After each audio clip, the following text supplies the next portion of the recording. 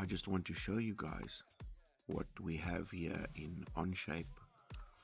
We have the turbine parts. I'm just going to zoom in now.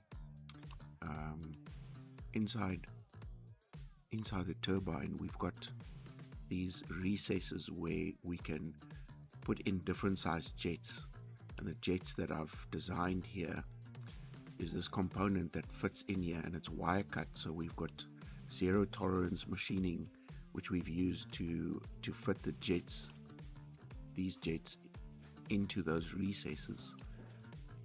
The fluid will flow through these ports here into this chamber, and then it goes through a converging diverging nozzle, which is 0.1 millimeters. After that,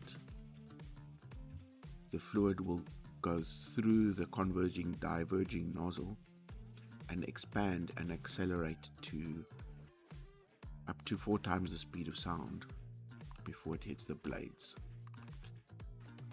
There are 96 blades that look like this.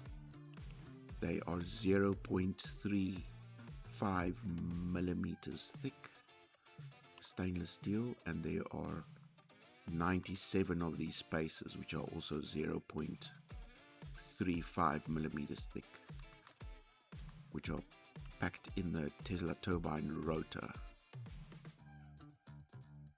to form the main rotor. Just another note on the jets.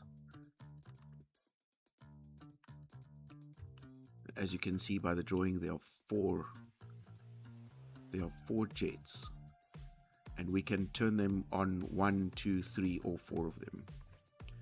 So we can turn on or off as many jets as we want, and we can extract these jets and put in different size jets, or we can tune the size of the converging diverging nozzle so that we have a cost-effective way to change the parameters just by pulling out the jets and putting in new jets.